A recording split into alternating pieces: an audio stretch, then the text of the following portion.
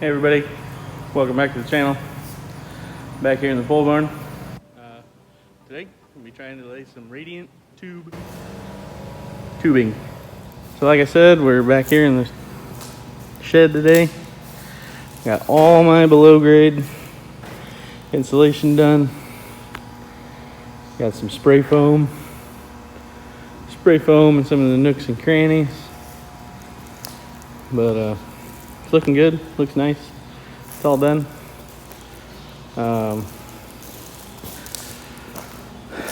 Over here is kind of the utility maintenance area. Got a cardboard cutout of the water heater. I think it's gonna go there. It might come down a little bit, but and then I've got these. This is where your tubing comes in, runs up. There'll be a manifold here, and then that all connects to your heater. So these are just here to run the tubing through. That way, it's like a chase channel. So in the concrete, the concrete will be at the bottom of that 2x4. So you'll just see about that much, and then the tubing coming up to the manifold. So it's looking really good. I'm happy with it. It's been quite the process. That's all the foam I had left. So they did a really good job estimating what I needed. So yeah, it's been a long process and a huge undertaking. A lot bigger than I thought. It's not harder than I thought it was going to be. It's just way more time consuming, especially doing it all by myself. So flip the camera back around, show you what I got over here. So I bought the stapler for putting these down, and the staples, they basically hold the tube down. You can stand up and walk beside it and staple it straight to the foam. So I opted for that method because one, I got this insulation which has the grid, so you lay it in my application residential, it's a 6-inch grid, so you lay it every other, they want a 12-inch spacing. So that makes it nice about the grid on here. A lot of people will just run the wire mesh, and this same thing, it's a 6-inch grid wire mesh every other run, but then they either zip tie it or wire tie it, and that just seemed like it's a lot of up and down, and my back already hurts enough from laying all this and taping it, cutting over here where all the way down 56 feet, had to make special sizes to go in there or whatever. So I'm gonna get all this stuff out, get the tubing over here. I've got 1,000-foot rolls of 1/2-inch oxygen barrier PEX tubing. So I'm gonna get it out, get the stapler loaded, and see how that works. And once I get everything going, I'm comfortable with it, I'll give you all an update. Well, things have happened. Flip the camera around and let you see. So I figured the stapler out, and I just kind of went to town. It's I think 2 days after the initial video there, and one full day, and then tonight after work I made a run. So not completely done yet. Got 2 more runs to make over there. See how they end up, but that's each one of those rolls is 100 foot. That's all that's left after the 1,000-foot roll. Each run is 300 feet. So one tube goes out, does the zigzag, comes back at 300 feet. That's what they want. That's what they say is best. Some people do 400 feet. Some people do more. Some people do less. I think it all depends on your manifold and how much room you got. So my manifold will be mounted up here. All the hots go in one, all the colds go in the other. Hot from the water heater Hot goes out, 300 feet later, comes back cold, goes back into the water heater. That's how that works. So, very tricky. But we got it figured out. Down there, I started doing the zigzags, you know, because you do a loop and then it comes back.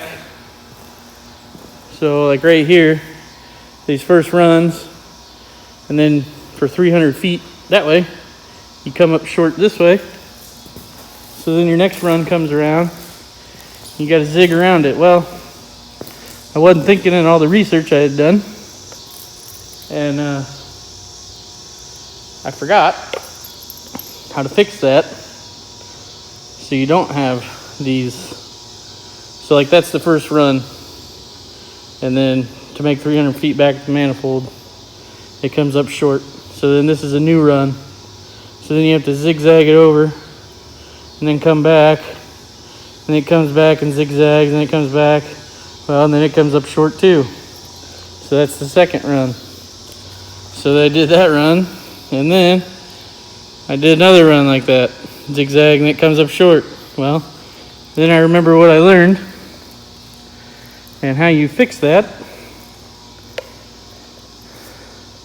You have one come in, you zig, and it comes back, and then you just go back the other way and come back, and see, it would have lined up perfect to run back to the manifold. But I didn't think of that for 2 runs, so then it had to come back, and then it comes back straight, and then all your next ones are straight. Well, don't mind that, but you know, they're straight after that for the most part, until you come up short again, and then you come. That's a good example of what I'm trying to explain here. So after I got them straightened out, they come straight, this one comes short, back to the manifold, bring a new one over, back, down, back, and then it comes straight. So then the next one can be straight. So I don't know, it's a very, very big learning curve. It's the first time I've ever done this. This is just me going off what I've learned off of YouTube, honestly, and just a couple years of research while I was building this and planning. It gets real wonky here, you can tell. So basically, I marked out like a 3-foot square here and a 3-foot square there. I'm gonna have a 2-post lift in this bay. So I marked it out. Can't really see, but that's where the center of the post will be. So I just wanted to ensure that when we put our post here or there, that when I drill down to anchor it to the concrete, that I have a 3-foot buffer. Whoop. I have a 3-foot buffer around where I'm going to be drilling those holes, because you don't want to drill into this PEX. That wouldn't be good. That would ruin a lot of work that I just did. So that's why that looks a little wonky. Because then there's, you know, obviously there's big gaps. I tried to, I don't know, I'm just shooting from the hip. Just tried to do what I thought looked right, what seemed right.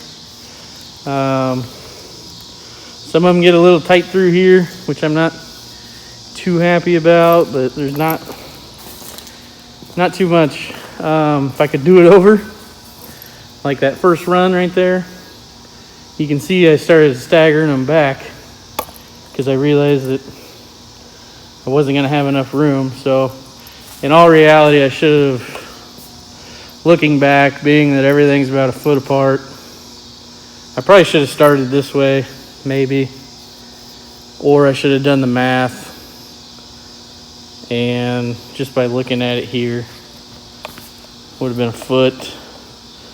So that'd been 1, 2, that'd been 2 runs, 3, 4, 5, 6, 7, 8. So yeah, really I probably should have just come out, and I probably should have, all these turnarounds, I probably should have done like these two, And then I probably would have had enough room to do it, I don't know, the way they want, but or the way they say is best. So in my mind, the bathroom, not the bathroom, this room is gonna be nice and toasty on your feet in the cold winter months if you got to, do your business. So that'll be nice. So I think I'm gonna end this one off here. I'm tired. I'm gonna go inside, eat some dinner. I'll probably finish these 2 runs. I don't know. It's really hard to time lapse. I don't know where my tripod thing's at. I'll try to do it. I'll try to find it. Not promising anything, but next time you see this, it'll probably be done. Because after I have that done, I've got some expansion joint material. I just need to go around the bottom of the posts with. That's what the concrete guy wants. Then we'll put expansion material. Not on those doors, but these 2 doors, because the lean-to will be concrete also. So, enough blabbering. I'm done for the day. See you guys later.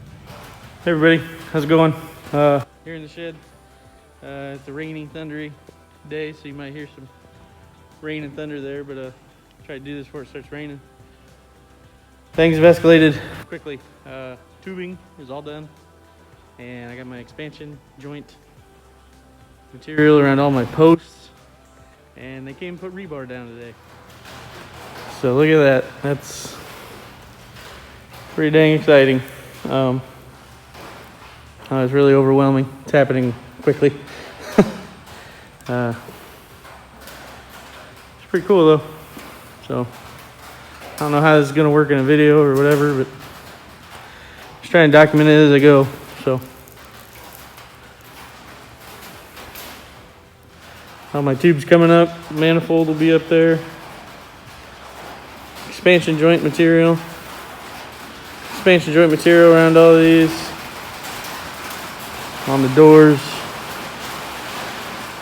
It's starting to rain, it's probably getting really loud, so, and I don't want to get wet when I go inside, so a little update from here. So I got another clip I can roll in there, the tubing all done, so sorry I didn't film any of that, but there's videos out there if you want to watch that. So it was really monotonous, very time consuming. It wasn't hard.